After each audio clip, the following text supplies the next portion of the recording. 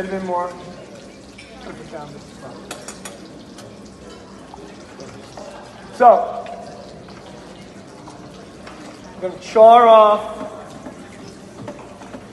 the onions, adding in a little bit of basil. I'm going to char off some tomatoes, right? Add some pickled onions here. I'm just going to go off.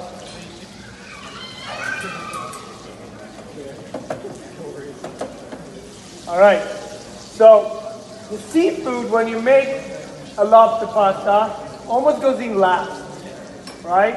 Because otherwise the seafood's going to be overcooked. So everything else, like if you want to put bacon in, you put that in early. If you want to put chorizo in, you put that in early. Onion, you put that in early. But the seafood is very, very delicate. We're going to finish this pasta off with a lobster butter. That's something we put in the very end, right? Goes in 3 times, probably, not twice, 3 times, right? And these are the things that I guarantee you that 90% of this room knows about pasta. We've learned so much about, pasta, for example.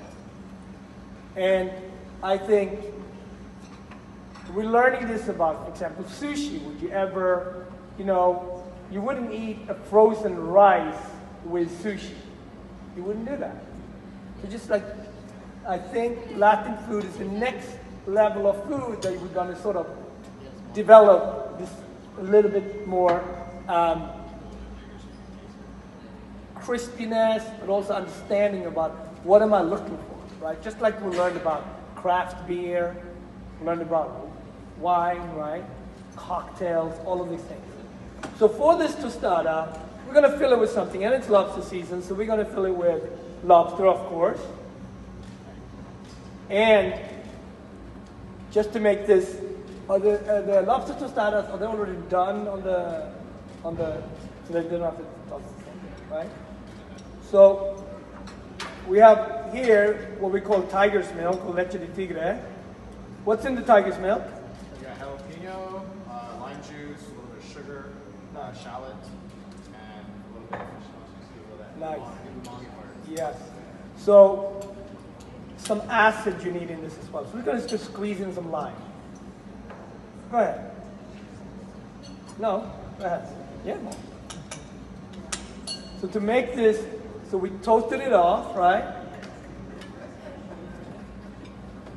We're just going to put a little bit of that avocado in the bottom. Right? And then we're tossing the lobster. You're doing excellent.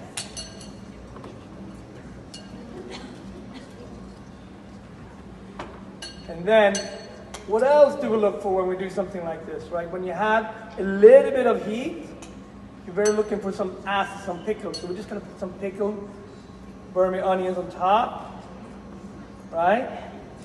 This looks good. I might bet into this.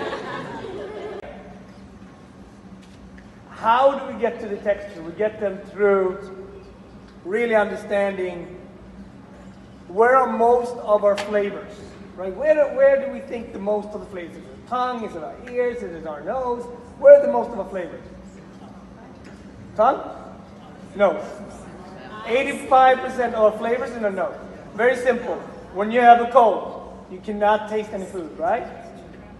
So the nose is very, very important, right? And then, of course, the tongue is important. It's also important aesthetically. But then it's also important how it texturally. Let's go back to the tortilla chips. If you and I are going to have guac and chips, and that chips is soggy, you can have the best masa harina in the world. You're not eating that, right? So texture is everything. When you eat the tostada or the taco, the texture has to have a little bite. Just a little bite. Just like a little bit.